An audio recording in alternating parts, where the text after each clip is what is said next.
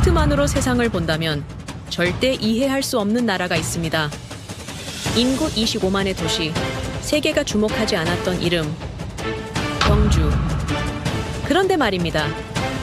그 조용한 도시는 세계의 기준을 발칵 뒤집었습니다. 수많은 도시가 소리 높여 자신을 자랑할 때 이 도시는 아무 말도 하지 않았죠. 대신 완벽으로 답했습니다. 교통사고 0건, 시스템 오류 0회, 시민 만족도 98%. 도대체 이 나라의 잠재력은 어디서 오는 걸까요? 조용함이 힘이 되는 나라. 그 나라는 바로 대한민국입니다. 지금부터 그 놀라운 현장 속으로 들어가 보시죠. 미국에서 날아온 충격적인 이야기. 바로 시작합니다. 그리고 지금 어디에서 시청하고 계신지 댓글로 남겨주세요. 여러분의 이야기도 듣고 싶습니다. 그 전에 잠깐 1초 만에 누를 수 있는 좋아요 버튼을 꾹 눌러주시면 영상 제작에 큰 힘이 됩니다. 그럼 바로 사연 시작하겠습니다. 대한민국 경주 인구 25만. 여러분, 이 인구로 뭘 할 수 있을까요? 20개국 정상들을 받기엔 턱없이 부족하죠. 도쿄 인구 약 1,400만, 서울 인구 약 1,000만, 수치상으로 봐도 상식적으론 절대 불가능합니다. 그런데 말입니다. 2025년 가을, 경주는 해냈어요. 보란듯이 말이죠. 안녕하세요.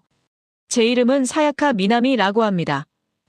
NHK 방송국 5년 넘게 일하고 있으며 언제나 저는 팩트에 집중을 합니다. 감정은 배제하고요. 그런데 이번엔 팩트가 제 냉소를 산산조각 냈습니다. 이야기는 3주 전으로 거슬러 올라가요. 도쿄 신주쿠에 있는 제 아파트 거실에서였죠. 퇴근 후 저녁 9시쯤이었는데 TV를 켜는 순간 충격적인 속보가 흘러나왔습니다. 난카이 대지진 발생 확률 70%로 상향 조정됐다는 내용이었어요. 화면엔 시뮬레이션 영상이 나왔는데 도쿄만 일대가 쓰나미에 휩쓸리고 오사카와 교토의 건물들이 무너지는 모습이었죠. 앵커는 차분한 목소리로 일본 정부가 난민 대책을 수립 중이며 주변국과 협의에 들어갔다고 전했습니다. 수용국 1순위가 한국이라는 말에 가슴이 철렁 내려앉더라고요. 그날 밤 아버지께 전화를 드렸어요. 70대이신 아버지는 전직 소니 엔지니어로 40년을 일본 기술의 자부심으로 사셨던 분이죠. 제가 난카이 소식을 전하자 아버지는 한숨부터 내쉬셨습니다. 일본은 언제까지 이 공포 속에서 살아야 하냐고 한탄하시더라고요. 그러시다 갑자기 목소리 톤이 바뀌며 한국 경주에서 에이펙이 열린다는 뉴스 봤느냐고 물으셨어요. 인구 25만 소도시에서 20개국 정상회의라니 말도 안 된다고 하시면서 분명 문제가 터질 거라고 단언하셨죠. 아버지는 평소에도 한국을 그렇게 보셨어요. 빠르긴 한데 조잡하고 겉만 번지르르 하다고 말이죠. 저도 솔직히 비슷한 생각이었어요. 물론 요즘 K-팝이나 한국 드라마가 전 세계적으로 인기라는 건 알고 있었죠. 제 동료들 중에도 방탄소년단 팬이 많았고 퇴근 후 한국 드라마 보는 친구들도 여럿 있었습니다. 저도 가끔 유튜브로 한국 음악을 듣긴 했어요. 멜로디가 중독성 있고 뮤직비디오 퀄리티도 훌륭했으니까요. 하지만 그건 문화 콘텐츠일 뿐이라고 생각했습니다. 국가 시스템이나 국제 행사 운영 능력하곤 별게 아니겠습니까? 어쩌면 저는 아버지 세대의 편견을 물려받은 건지도 몰라요.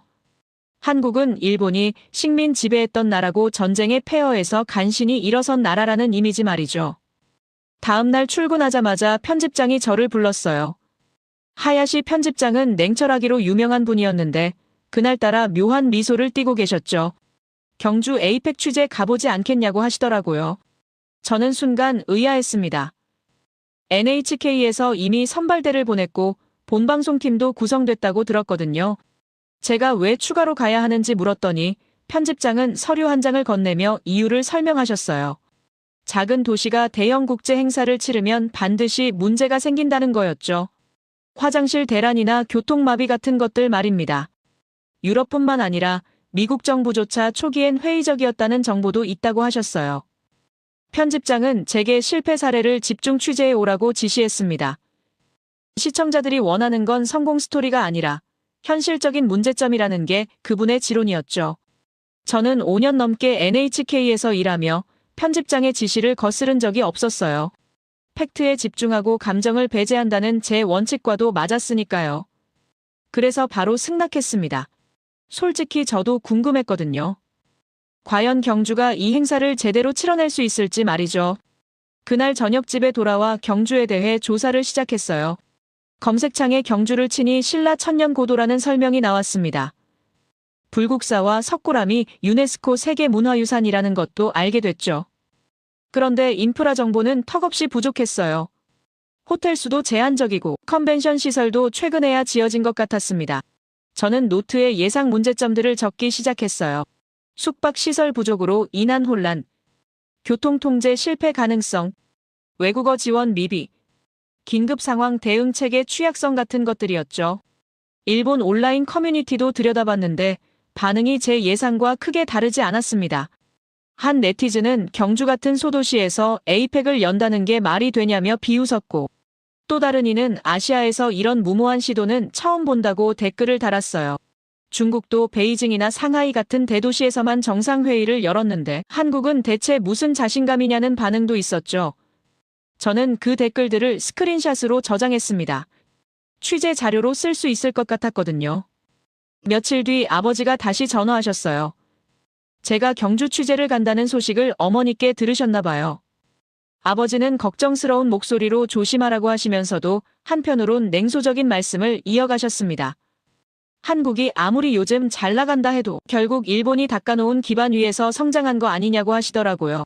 조선시대엔 일본보다 뒤처져 있었고 일제강점기를 거치며 근대화됐으며 전후에도 일본 기술과 자본이 들어가지 않았느냐는 말씀이었죠. 저는 반박하지 않았어요. 오늘날 한일 관계가 복잡하다는 건 알고 있었지만 역사적 사실까지 부정할 순 없었으니까요. 하지만 한편으론 찜찜한 구석이 있었던 것도 사실입니다.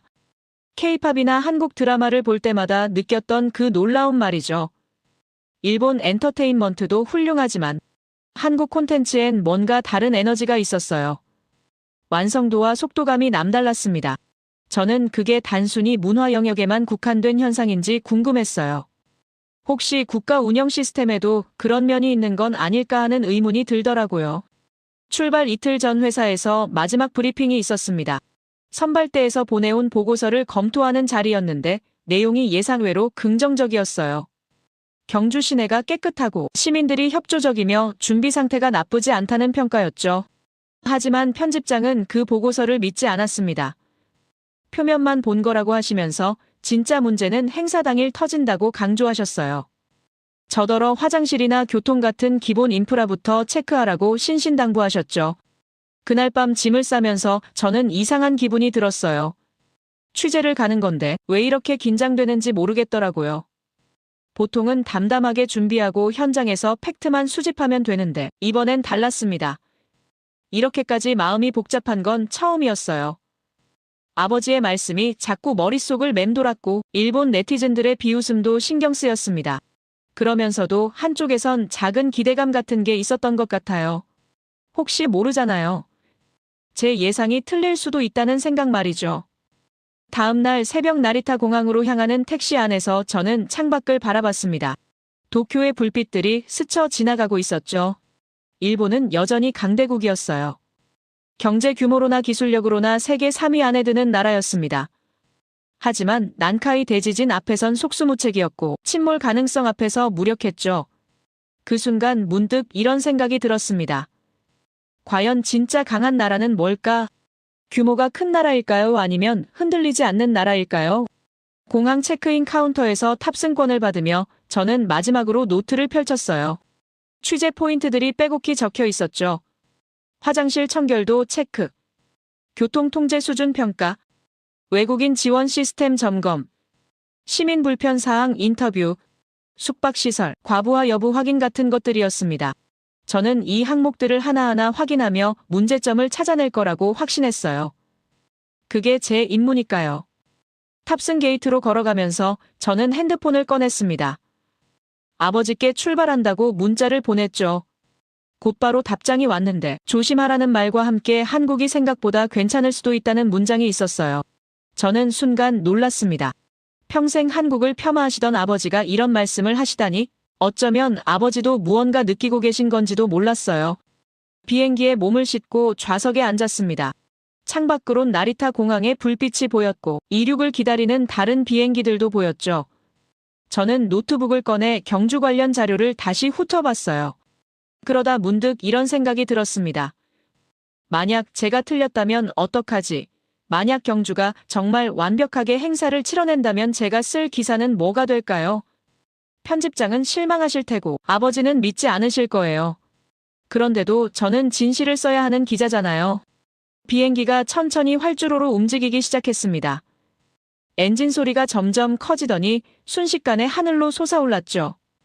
도쿨의 야경이 작아지고 바다가 보이기 시작했어요. 저는 눈을 감았습니다. 그리고 처음으로 이런 생각을 했죠. 이번 취재가 단순히 기사 하나로 끝나지 않을 것 같다고, 뭔가 더 큰 걸 마주하게 될 것 같다고 말이에요. 한국행 비행기는 그렇게 어둠 속을 날아갔고 저는 제가 무엇을 보게 될지 전혀 몰랐습니다. 그때는 몰랐어요. 제 모든 냉소가 산산조각 날 거라는 걸, 그리고 그게 제 인생에서 가장 충격적인 일주일이 될 거라는 것도요. 비행기는 1시간 넘게 날았습니다. 좌석에 앉아 노트북을 펼쳤다 닫기를 반복하며 저는 마음을 가라앉히려 애썼어요. 창밖으론 구름 사이로 아침 햇살이 비치기 시작했고 멀리 바다가 보였죠. 인천이 가까워지고 있었습니다. 착륙 안내방송이 나왔고 저는 안전벨트를 매며 긴장했어요. 곧 제 예상이 맞는지 틀리는지 확인하게 될 테니까요. 비행기가 활주로에 닿았습니다. 기체가 천천히 게이트로 이동하는 동안 저는 핸드폰을 켰어요. 아버지께서 무사히 도착하길 바란다는 문자를 보내셨더라고요. 저는 간단히 답장을 보내고 가방을 챙겼습니다. 입국장으로 걸어가는 통로는 넓었고 조명은 밝았어요. 벽면엔 한국 전통 문양이 현대적으로 재해석된 디자인이 보였죠. 입국 심사대로 향하는 동안 공항 내부가 눈에 들어왔습니다. 깨끗했어요. 바닥은 반짝거렸고 천장도 높았죠. 안내 표지판은 한국어와 영어는 물론 일본어와 중국어까지 병기되어 있었습니다. 저는 속으로 생각했어요. 새로 지어서 그런가 보다 하고 말이죠. 입국 수속은 생각보다 빨랐어요. 줄도 짧았고 심사관도 친절했습니다. 수화물을 찾고 나니 화장실이 급했습니다. 장거리 비행 후엔 누구나 그러듯이 말이죠. 표지판을 따라 걸어가며 저는 무의식적으로 나리타 공항을 떠올렸어요. 오후 3시도 아니고 오전 시간인데 관리 상태가 어떨지 궁금했죠. 일본도 아침엔 괜찮지만 시간이 지날수록 상태가 나빠지니까요. 문을 열고 들어서는 순간 저는 그대로 멈춰섰습니다. 충격이었어요. 냄새가 없었거든요. 아니 정확히는 은은한 향이 났습니다. 바닥은 완전히 건조했고 거울은 물 한 방울 없이 깨끗했어요. 변기마다 비데가 설치되어 있었고 휴지도 넉넉했습니다.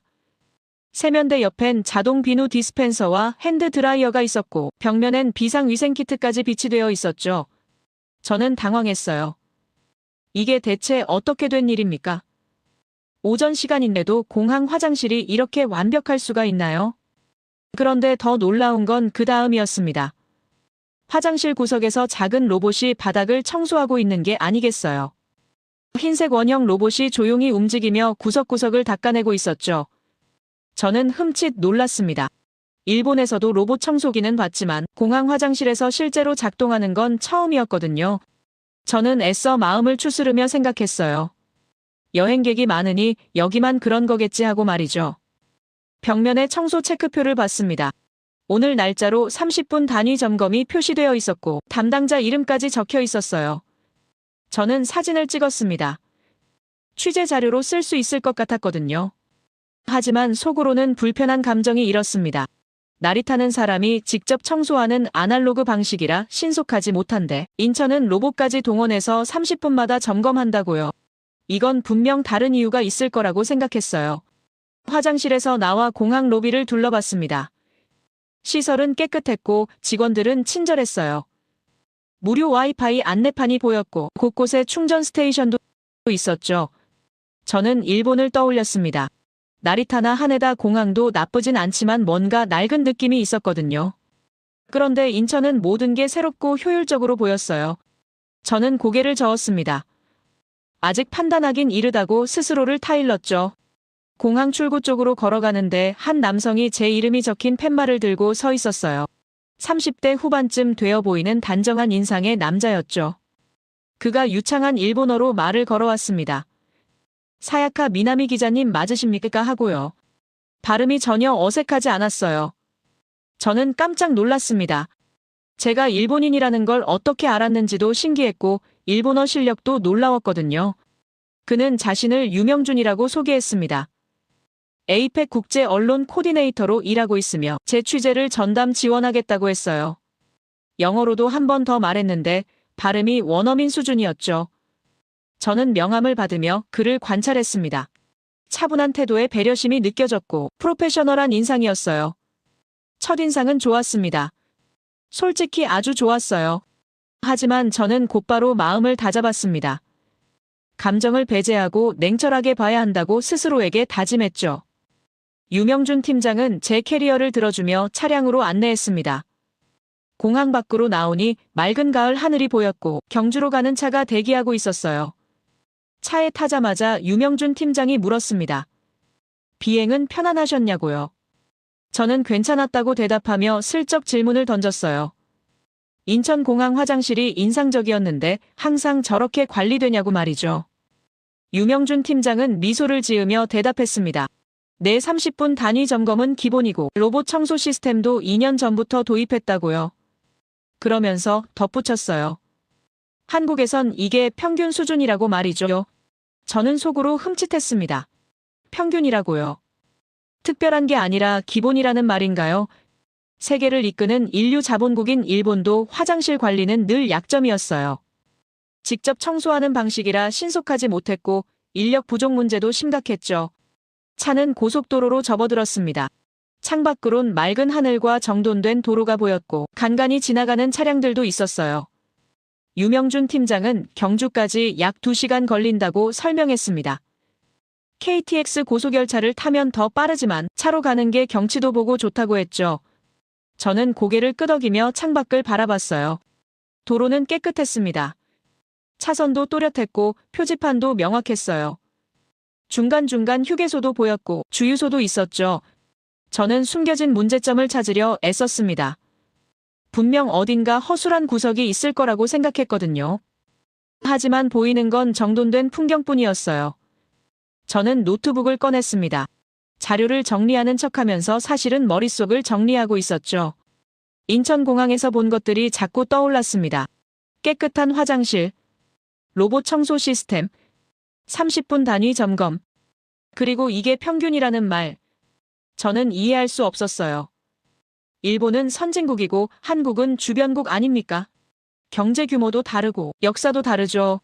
그런데 왜 공공시설 관리에서 한국이 앞서 있는 것처럼 보이는 걸까요?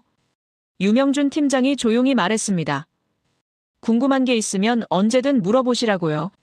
저는 잠시 망설이다 물었어요. 한국은 언제부터 이렇게 공공시설을 잘 관리했냐고 말이죠. 유명준 팀장은 잠시 생각하더니 대답했습니다. 특별한 시작점은 없었다고요. 다만 국민들이 깨끗한 환경을 당연하게 여기고 정부도 그걸 국가 품격의 기준으로 봤다고 했어요. 국가 품격이요. 저는 그 단어가 마음에 걸렸습니다. 일본도 국가 품격을 중시하지만 공공시설 관리엔 비용 대비 효과를 먼저 따지거든요. 그런데 한국은 말도 안 되는 수준으로 투자하고 있었어요. 30분 단위 점검에 로봇까지 동원하는 게 과연 효율적일까요? 하지만 결과는 명확했습니다. 인천공항 화장실은 제가 본 어떤 공항보다 깨끗했으니까요. 차는 계속 남쪽으로 달렸고 저는 점점 불안해졌어요. 마음 한구석에 작은 균열이 생기고 있었거든요. 만약 경주도 인천처럼 완벽하다면 어떡하죠? 제가 쓸 기사는 뭐가 될까요? 편집장이 원하는 실패 사례는 어디서 찾아야 하나요? 저는 고개를 저었습니다. 아직 단정하긴 이르다고 스스로를 타일렀죠. 유명준 팀장이 말했습니다. 1시간 후면 경주 도착한다고요. 저는 창밖을 보며 대답했어요. 기대된다고 말이죠. 하지만 속마음은 달랐습니다. 과연 경주는 어떨까요? 작은 도시가 정말 20개국 정상을 받을 준비가 되어 있을까요? 아니면 제 예상대로 문제가 드러날까요? 저는 파헤쳐야 했습니다. 진실을 말이죠. 차는 고속도로를 빠져나와 지방도로로 접어들었습니다. 창밖으론 논밭과 작은 마을들이 보였고 멀리 산도 보였어요.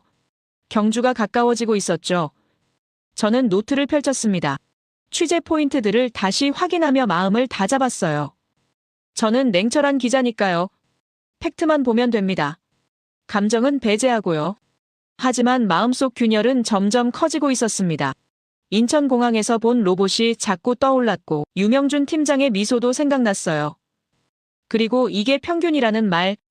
저는 문득 깨달았습니다. 제가 지금 두려워하고 있다는 걸요. 제 예상이 틀릴까봐. 한국이 정말 대단한 나라일까봐. 그래서 제 냉소가 무너질까봐 말이죠. 차는 경주 시내로 들어섰고 저는 창밖을 주시했습니다. 곧 진실을 마주하게 될 테니까요. 차는 경주 외곽으로 접어들었고 유명준 팀장이 말했습니다. 잠시 휴게소에 들러서 쉬어가는 게 어떻겠냐고 하시더라고요. 저는 괜찮다고 했지만 팀장님은 경주 도착 전에 한 번쯤은 쉬는 게 좋다며 차를 휴게소 주차장으로 몰았어요. 사실 저도 화장실이 필요했고 커피도 한 잔 마시고 싶었거든요. 차에서 내리니 시원한 가을바람이 불었고 주차장엔 여러 대의 차량과 고속버스들이 서 있었습니다. 휴게소 건물로 걸어가면서 저는 주변을 둘러봤어요. 깔끔했습니다. 주차장 바닥도 정돈되어 있었고 쓰레기 하나 보이지 않았죠. 입구에 들어서자 넓은 로비가 펼쳐졌는데 생각보다 훨씬 쾌적한 공간이었어요. 천장이 높았고 자연광이 들어오도록 설계되어 있었습니다. 곳곳에 앉을 수 있는 의자와 테이블이 배치되어 있었고 사람들이 편안하게 쉬고 있었죠. 저는 먼저 화장실로 향했습니다. 표지판을 따라 걸어가는데 벌써부터 예감이 좋지 않았어요. 아니 정확히는 좋은 예감이었죠. 문을 열고 들어서는 순간 저는 발칵 놀랐습니다. 인천공항과 똑같았거든요. 아니, 어떤 면에선 더 좋았어요. 바닥은 완전히 건조했고 냄새는 전혀 나지 않았습니다. 세면대는 반짝거렸고 거울엔 얼룩 하나 없었어요. 휴지도 넉넉했고 비누 디스펜서도 가득 차 있었죠. 벽면에 청소 체크표를 확인했습니다.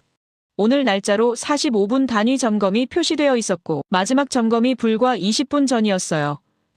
저는 사진을 찍으며 혼란스러웠습니다. 휴게소예요. 고속도로 휴게소 화장실이 이렇게 깨끗할 수가 있나요? 일본의 휴게소는 최소한의 관리만 하는데 한국은 공항 수준을 유지하고 있었던 겁니다. 이건 말이 안 됐어요. 비용이 얼마나 들어갈지 상상도 안 됐거든요. 화장실을 나와서 주변을 관찰했어요. 사람들이 밝은 표정으로 음식을 먹고 있었고 가족 단위 여행객들도 많이 보였습니다. 고속버스에서 내린 어르신들이 손자 손녀와 함께 앉아서 간식을 먹고 있었고 젊은 커플들은 셀카를 찍으며 웃고 있었죠. 모두가 설레는 미소를 짓고 있었어요. 여행의 행복이 그대로 느껴지는 풍경이었습니다. 인천공항에서 느꼈던 그 감정이 다시 되살아났습니다. 사람 중심이라는 생각이요. 한국은 공공시설을 단순히 기능적인 공간이 아니라 사람들이 편안하게 쉴 수 있는 공간으로 만들고 있었어요. 청결함도 중요하지만 쾌적함과 다양성까지 고려하고 있었던 겁니다. 유명준 팀장이 커피를 들고 제 맞은편에 앉았습니다.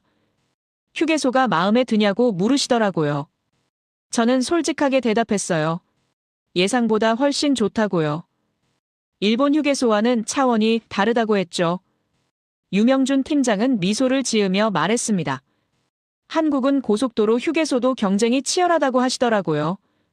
청결도와 서비스 품질로 평가받고 등급이 매겨진다고 했어요. 등급이요? 저는 놀랐습니다. 휴게소의 등급을 매긴다고요?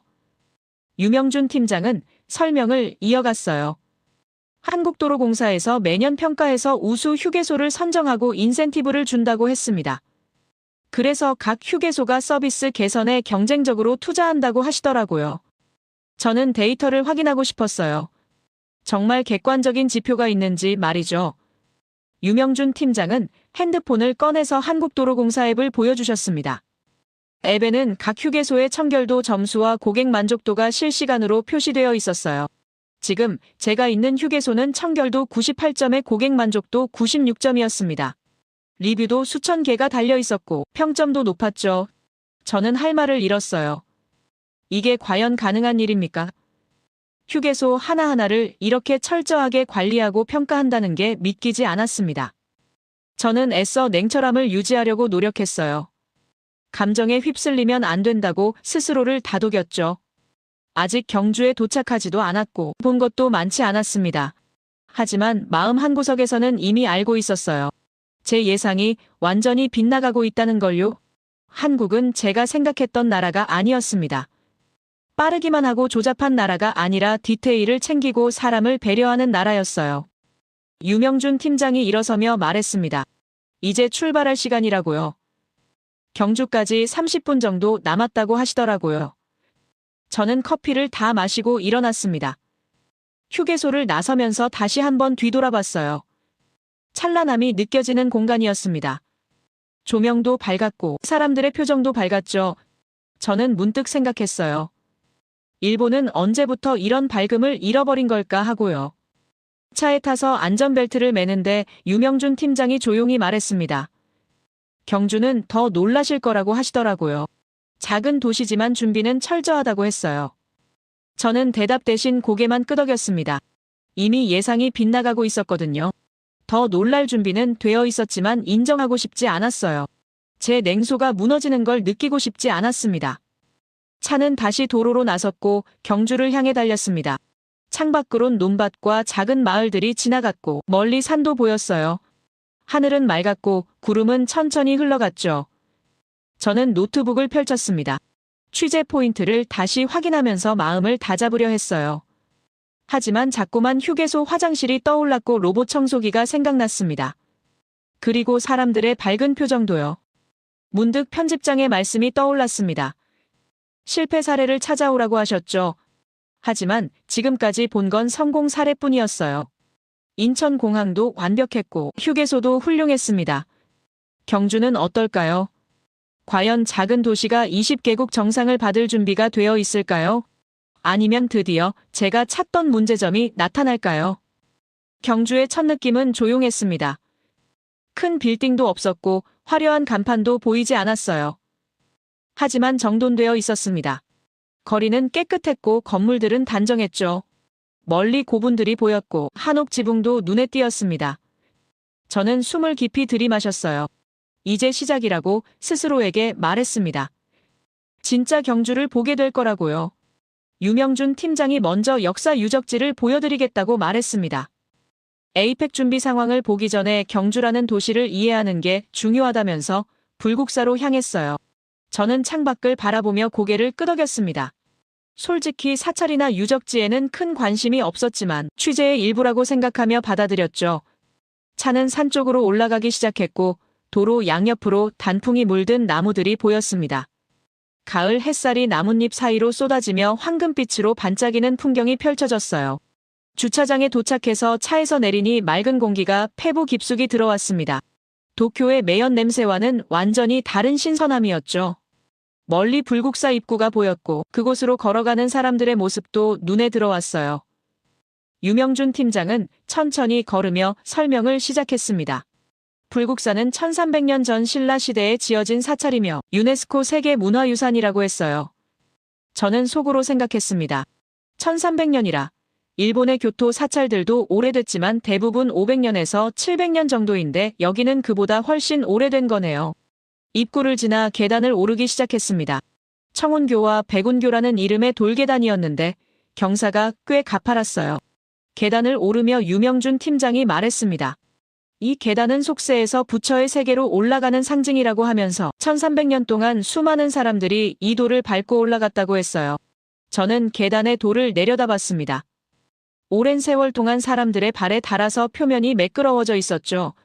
손으로 만져보니 차갑고 단단한 돌의 감촉이 느껴졌습니다. 계단을 다 오르고 나니 대웅전 마당이 펼쳐졌습니다. 넓은 마당 중앙에 다보탑과 석가탑이 서 있었고 그 뒤로 대웅전의 웅장한 모습이 보였어요. 저는 숨이 멎을 것 같았습니다. 아름다웠거든요. 다보탑은 복잡하고 화려한 구조로 되어 있었고 석가탑은 단순하면서도 균형 잡힌 형태였죠. 두 탑이 서로 대비되면서도 조화를 이루고 있었습니다. 유명준 팀장이 조용히 말했습니다. 다보탑은 1300년 동안 한 번도 무너진 적이 없다고 했어요. 전쟁도 겪었고 지진도 있었지만 여전히 서 있다면서요. 저는 탑 주변을 천천히 걸으며 세부적인 조각들을 살펴봤습니다. 돌에 새겨진 문양 하나하나가 정교했고 비율도 완벽했어요.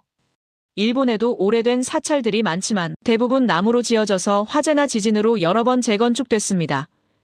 그런데 불국사는 돌로 지어져서 1300년을 버텨왔다는 게 믿기지 않았어요. 유명준 팀장이 덧붙여 말했습니다. 신라시대 석공들의 기술력은 당시 세계 최고 수준이었다면서 일본의 아스카 문화도 신라에서 기술을 전수받아 발전했다고 했어요. 저는 그 말에 깜짝 놀랐습니다. 일본이 한국에서 기술을 배웠다고요. 아버지 세대는 늘 반대로 말씀하셨는데요. 일본이 한국을 근대화시켰고 기술을 가르쳐줬다고 하셨잖아요. 유명준 팀장은 차분하게 설명을 이어갔습니다. 삼국시대와 신라시대에는 한반도의 기술과 문화가 일본으로 건너갔고 특히 건축과 불교 문화는 백제와 신라의 영향이 컸다고 했어요. 저는 할 말을 잃었습니다. 제가 배운 역사와 완전히 달랐거든요. 대웅전 안으로 들어가서 불상을 봤습니다. 고요하고 평화로운 표정의 부처님이 앉아 계셨고 그 앞에 사람들이 조용히 기도를 하고 있었어요. 저도 모르게 숙연해졌습니다. 1300년 동안 이곳을 지켜온 역사의 무게가 느껴졌거든요. 전쟁도 있었고 침략도 있었지만 이 사찰은 여전히 서 있었습니다. 유명준 팀장이 나지막이 말했습니다. 한국 사람들은 이런 유산을 보존하는 걸 철학이라고 생각한다면서 단순히 건물을 유지하는 게 아니라 정신을 이어가는 거라고 했어요. 불국사를 나와서 다시 차를 타고 첨성대로 향했습니다. 시내 중심부에 있는 유적지라고 했어요. 차는 좁은 골목길을 지나 넓은 공원 같은 곳에 도착했습니다. 주차를 하고 내리니 멀리 벽 모양의 돌 구조물이 보였어요. 그게 첨성대였습니다. 생각보다 작았지만 뭔가 신비로운 느낌이 들었죠. 유명준 팀장이 설명을 시작했습니다. 첨성대는 1400년 전에 지어진 천문대이며 동양에서 가장 오래된 천문 관측 시설이라고 했어요. 가까이 다가가서 첨성대를 자세히 봤습니다. 돌이 362개 쌓여 있다고 유명준 팀장이 말했어요.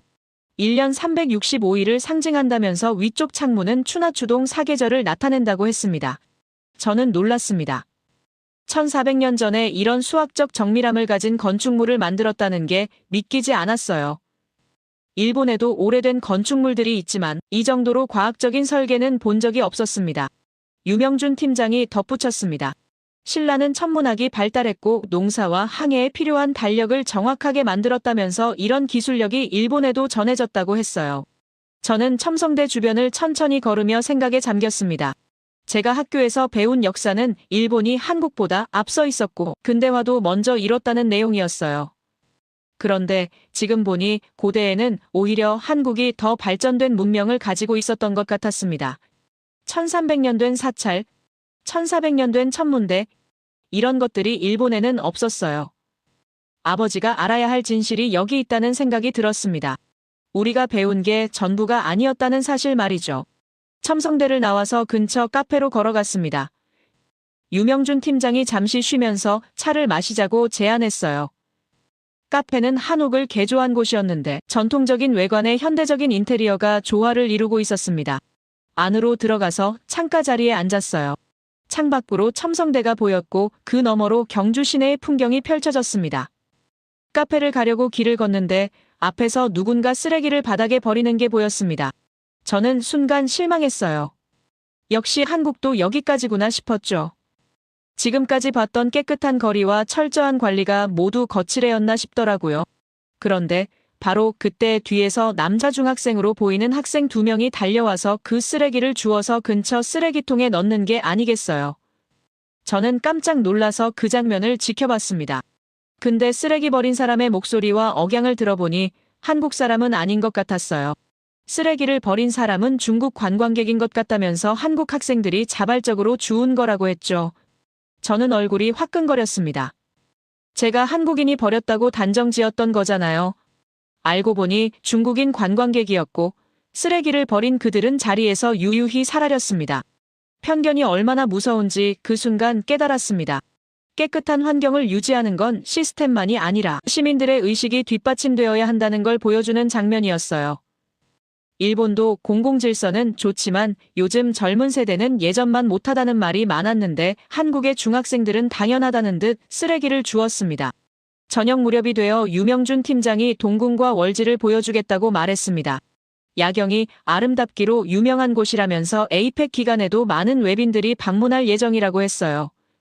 차를 타고 10분쯤 달려서 넓은 주차장에 도착했습니다. 차에서 내리니 어둠이 내리기 시작하고 있었고 멀리서 은은한 조명이 보였어요. 사람들이 입구 쪽으로 걸어가고 있었고 저희도 그 뒤를 따라 걸었습니다. 입구를 지나자 넓은 연못이 펼쳐졌습니다. 그리고 저는 숨을 멈췄어요. 연못 주변에 복원된 신라 시대 건물들이 서 있었고 그 건물들이 조명을 받아 황금빛으로 빛나고 있었습니다. 건물의 그림자가 연못 수면에 비쳐서 마치 두 개의 궁궐이 존재하는 것 같은 착각이 들었어요. 물 위로 반사된 불빛들이 물결에 따라 일렁이며 환상적인 풍경을 만들어내고 있었습니다. 유명준 팀장이 설명을 시작했습니다. 동궁과 월지는 1300년 전 신라 왕궁의 별궁이었고 왕족들이 연회를 열던 곳이라고 했어요. 일제강점기와 한국전쟁을 거치며 파괴됐다가 수십 년에 걸쳐 복원했다면서 조명은 최신 LED 기술을 사용했지만 전통 건축물의 분위기를 해치지 않도록 설계했다고 했습니다. 저는 그 말에 고개를 끄덕였어요. 기술과 전통이 충돌하지 않고 조화를 이루고 있었거든요. 연못가를 천천히 걸으며 저는 주변을 관찰했습니다. 사람들이 조용히 산책하고 있었고 연인들은 손을 잡고 걸으며 사진을 찍고 있었어요. 가족 단위 방문객들도 많이 보였고 외국인 관광객들도 눈에 띄었습니다. 모두가 평화로운 표정이었고 이 아름다운 야경을 즐기고 있었죠. 저는 문득 아버지 생각이 났습니다. 아버지는 기술과 전통이 대립한다고 말씀하셨는데 여기서는 그 둘이 완벽하게 어우러져 있었어요. 벤치에 앉아서 연못을 바라보는데 옆에서 한국어로 대화하는 소리가 들렸습니다.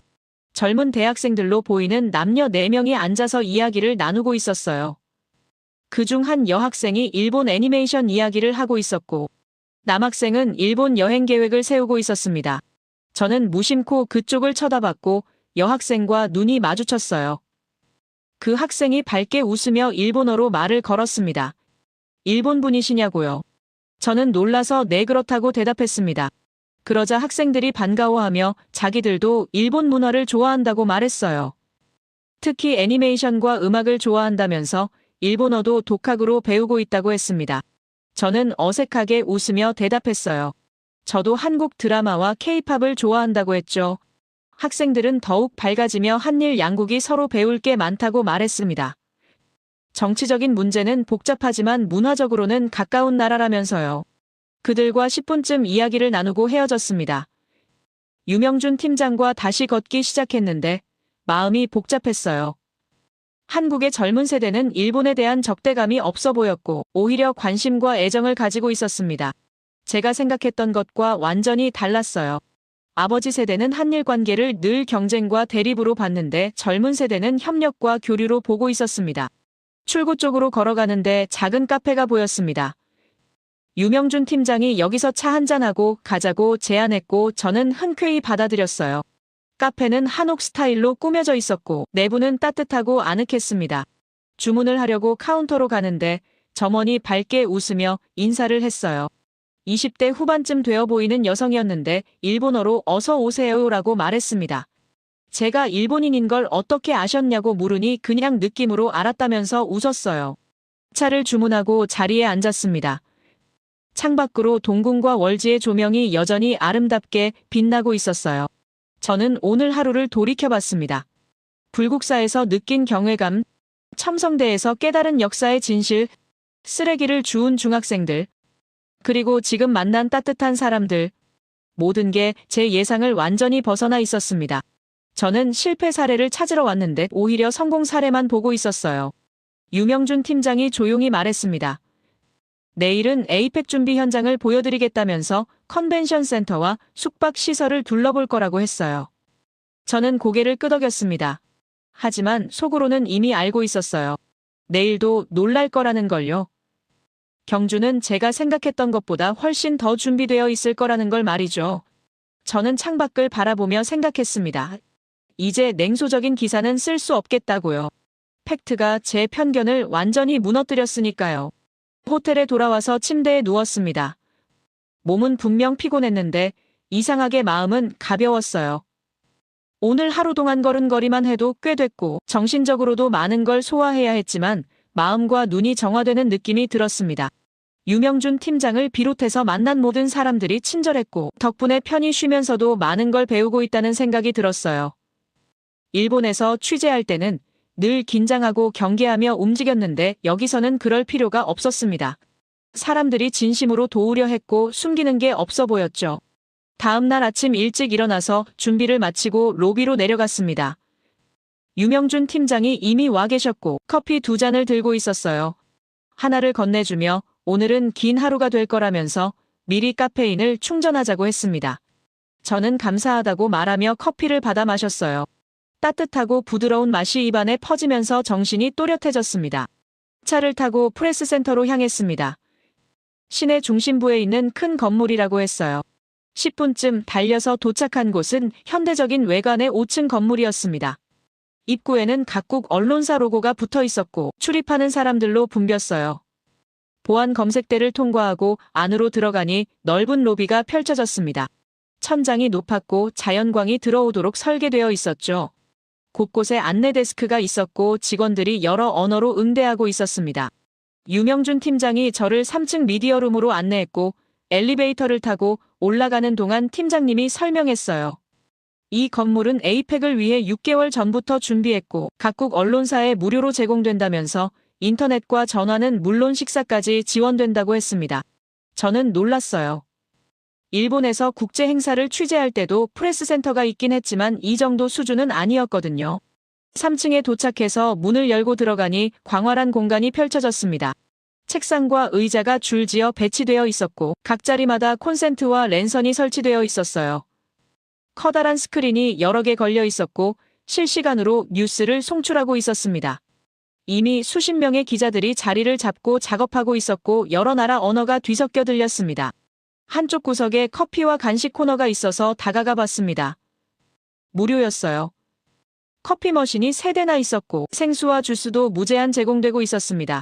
샌드위치와 과일도 준비되어 있었고 한국 전통 간식인 떡까지 있었어요. 저는 감탄했습니다. 취재진 케어가 이 정도라니 상상도 못했거든요.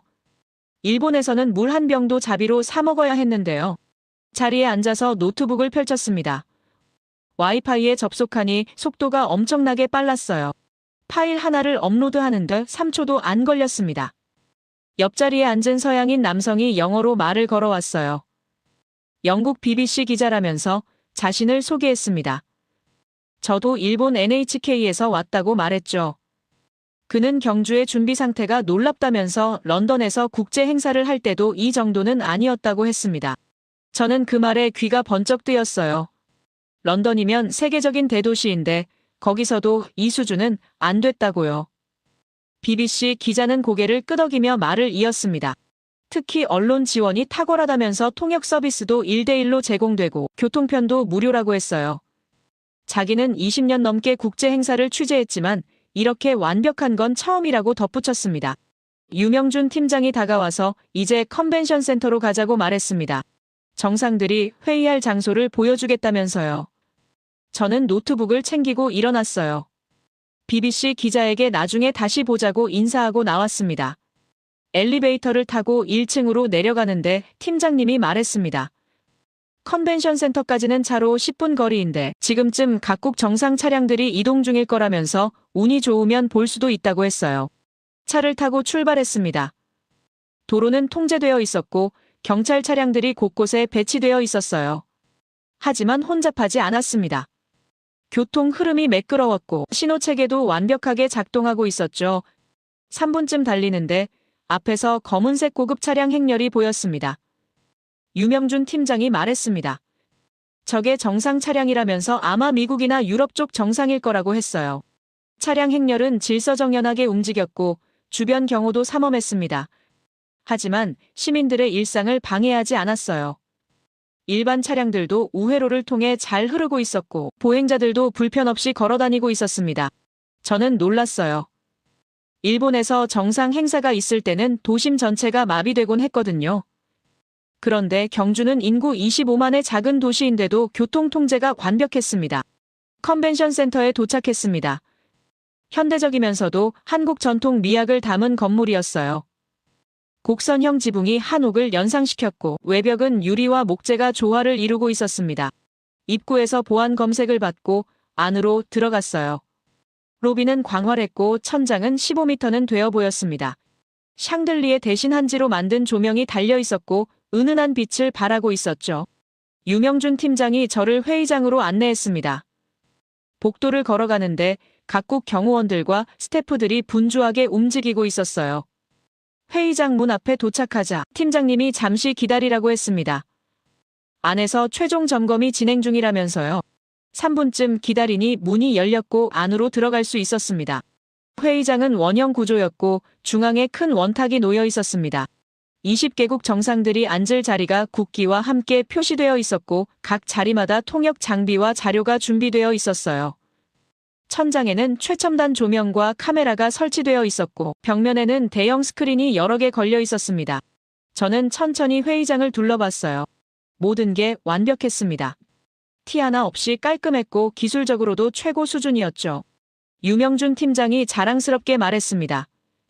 변수 대응 매뉴얼을 40가지 넘게 준비했다면서 정전부터 화재까지 모든 상황에 대비했다고 했어요.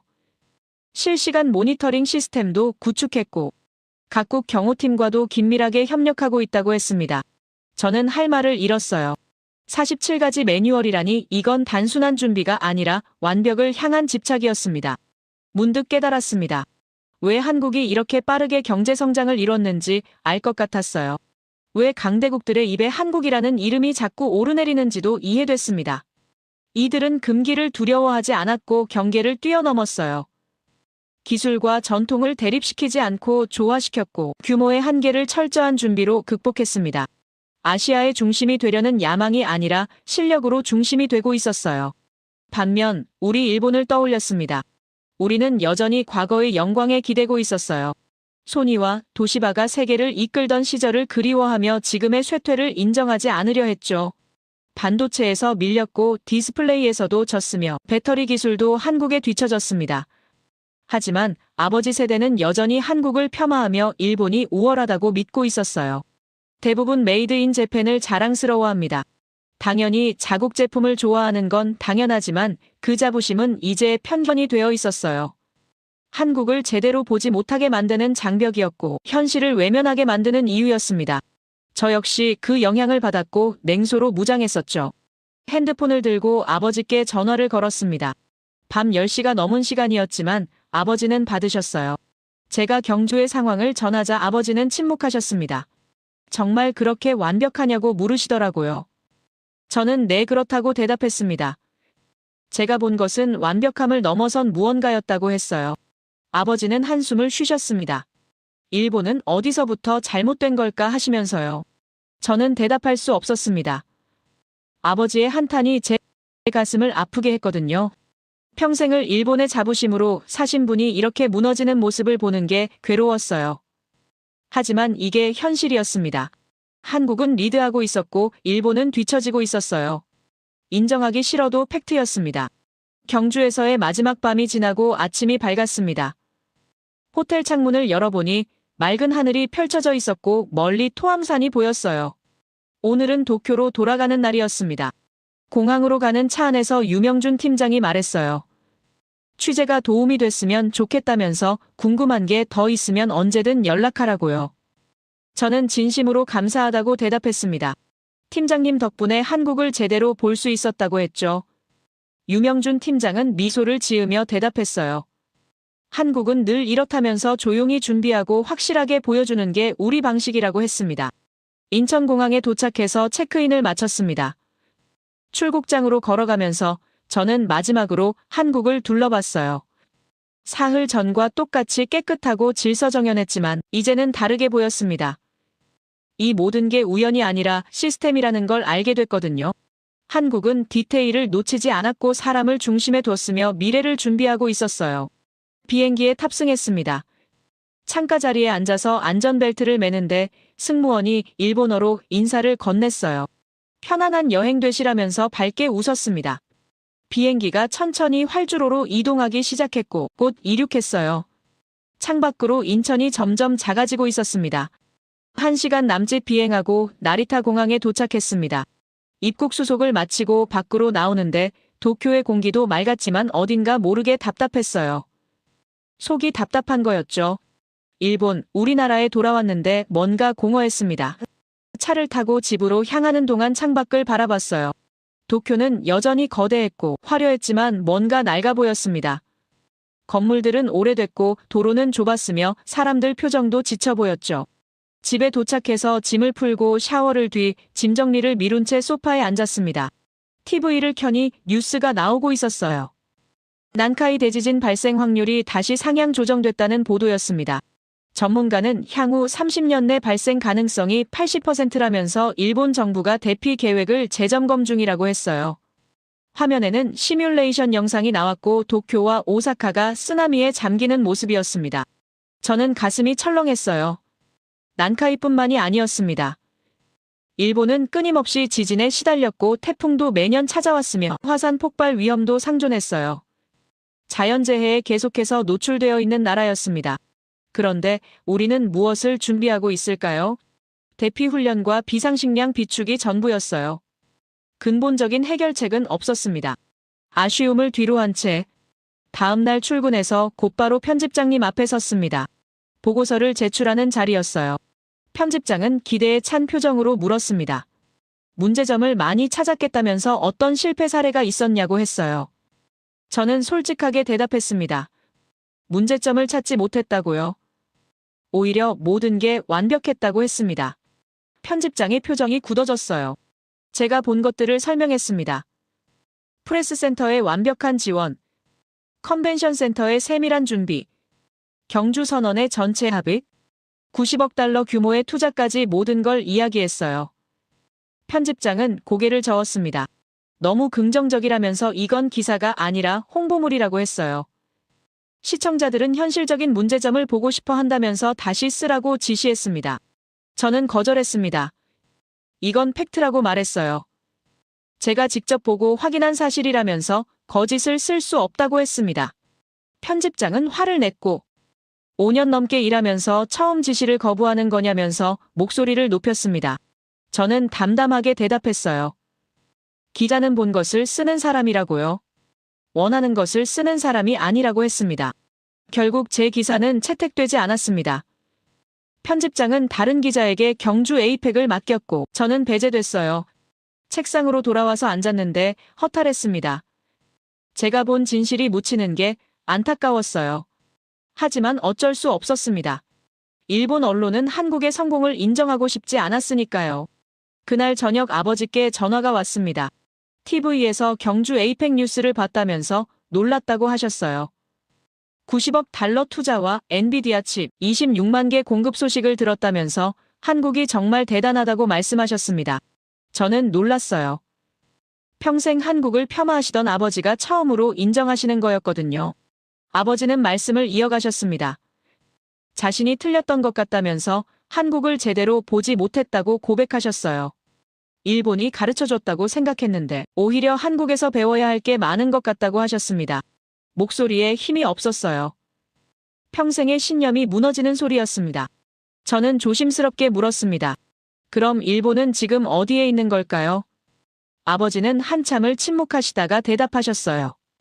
과거에 머물러 있는 것 같다면서 변화를 두려워하고 흐름을 읽지 못하고 있다고 했습니다.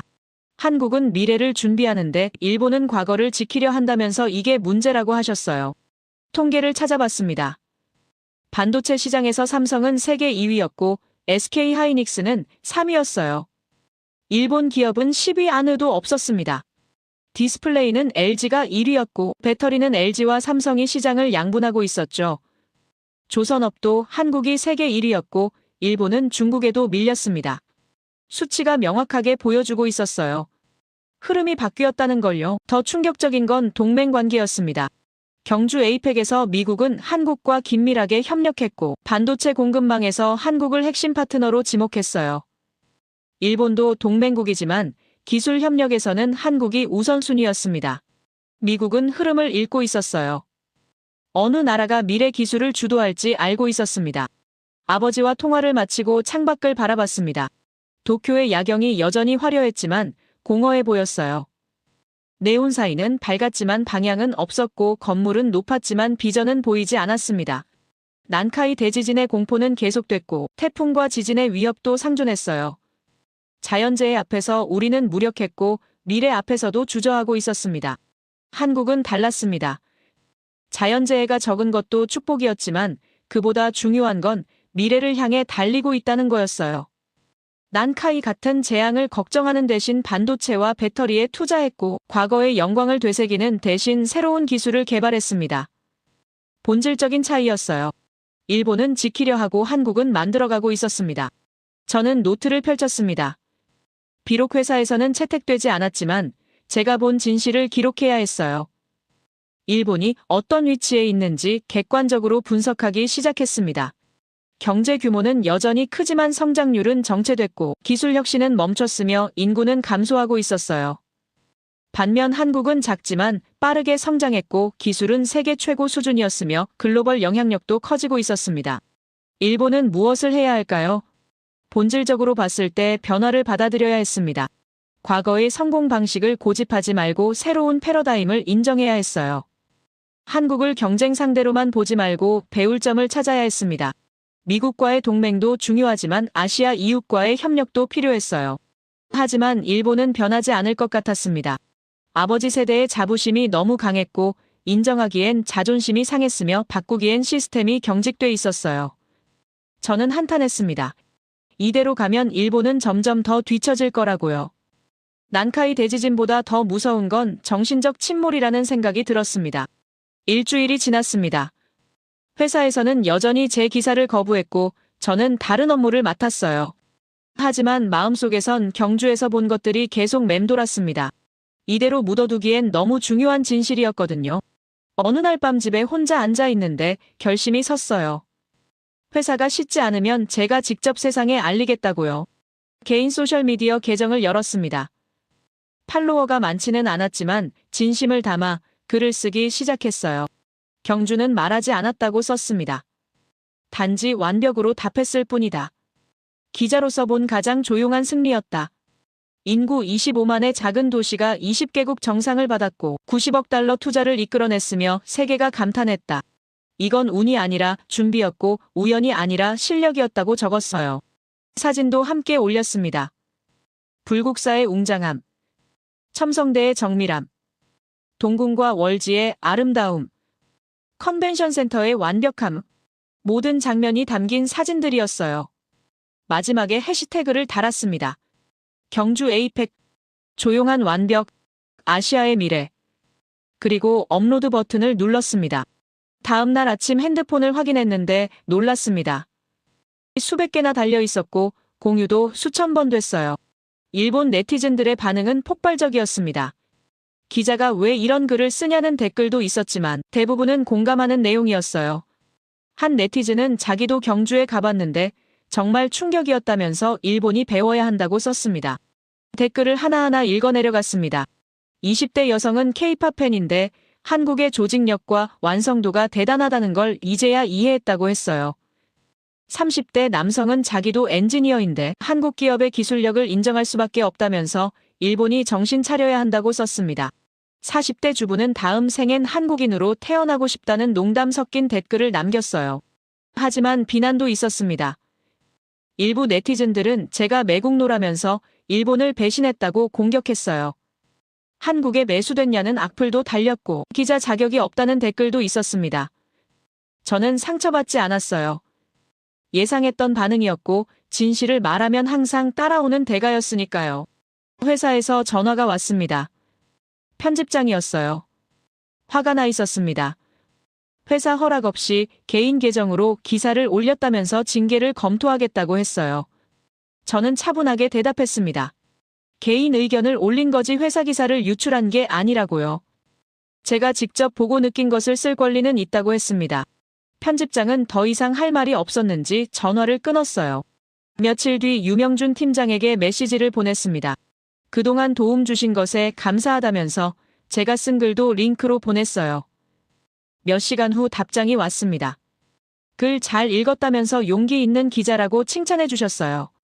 한국은 언제나 열려 있으니 다시 오고 싶으면 연락하라면서 따뜻한 말씀을 건네주셨습니다. 그날 저녁 아버지가 집으로 찾아오셨습니다. 제 글을 보셨다고 했어요. 처음엔 놀랐지만 읽고 나서 많은 생각을 했다면서 함께 이야기하고 싶다고 하셨습니다. 거실에 마주 앉아서 차를 마시며 대화를 시작했어요. 아버지는 조용히 말씀하셨습니다. 자신의 생각이 틀렸다는 걸 인정한다면서 한국을 제대로 평가하지 못했다고 고백하셨어요. 저는 물었습니다. 그럼 이제 어떻게 해야 할까요? 아버지는 한참을 생각하시다가 대답하셨어요. 같이 가보고 싶다면서 경주 말이에요. 직접 눈으로 보고 싶다고 하셨습니다. 저는 놀랐어요. 70평생 한국을 폄하하시던 분이 직접 가보고 싶다니요. 하지만 기뻤습니다. 변화의 시작이었으니까요. 다음 주말 아버지와 함께 항공권을 예약했습니다. 경주행이었어요. 아버지는 설레는 표정이셨고 저도 다시 가게 돼서 기뻤습니다. 이번엔 기자가 아니라 딸로서 아버지를 안내하는 거였어요. 불국사도 보여드리고 첨성대도 함께 걸으며 천년의 역사를 느껴보려 했습니다. 그날 밤 창밖을 바라봤습니다. 도쿄의 불빛이 여전히 밝게 빛나고 있었지만 이제는 다르게 보였어요. 일본도 여전히 아름다운 나라였고 배울 점이 많은 곳이었습니다. 다만 변화를 받아들여야 했고 이웃을 인정해야 했어요. 경쟁보다는 협력이 필요했고 과거보다는 미래를 봐야 했습니다. 달빛이 창문으로 들어왔습니다. 부드럽고 평화로운 빛이었어요. 저는 미소를 지었습니다. 제 글이 작은 변화의 시작이 되길 바랐고 더 많은 일본인들이 한국을 제대로 보게 되길 바랐어요. 국경을 넘어선 이해와 협력이 아시아의 미래라는 걸 믿었습니다. 핸드폰을 열어서 댓글을 다시 확인했습니다. 여전히 새로운 댓글이 달리고 있었고 공유도 계속 늘어나고 있었어요. 한 네티즌이 썼습니다. 이 글을 읽고 편견이 깨졌다면서 한국 여행을 계획하고 있다고요. 또 다른 네티즌은 자기 아버지도 생각이 바뀌셨다면서 감사하다고 했습니다. 저는 답글을 달기 시작했습니다. 한 명 한 명에게 성심껏 대답하며 제가 본 것을 더 자세히 설명했어요. 경주의 완벽함, 한국 사람들의 친절함, 시스템의 철저함, 미래를 향한 비전까지 모든 걸 나눴습니다. 시간 가는 줄 몰랐어요. 진실을 나누는 일이 이렇게 보람있을 줄 몰랐습니다. 새벽이 가까워졌습니다. 창밖이 점점 밝아지고 있었고 도쿄의 아침이 시작되고 있었어요. 저는 노트를 펼쳤습니다. 마지막 문장을 쓰고 싶었어요. 나는 기자다 그리고 증인이다라고 적었습니다. 조용한 완벽을 목격했고 변화의 물결을 느꼈으며 미래의 방향을 봤다. 일본은 과거에 머물 수 없고 한국은 이미 미래로 가고 있다. 우리가 할 일은 인정하고 배우며 함께 나아가는 것이다. 핸드폰을 내려놓고 침대에 누웠습니다. 피곤했지만 평온했어요. 제가 할 일을 했고 진실을 전했으니까요. 앞으로 어떤 일이 벌어질지 모르지만 후회는 없었습니다. 아버지와 함께 경주에 가는 날이 기대됐고 더 많은 일본인들이 제 글을 읽기를 바랐어요. 눈을 감았습니다.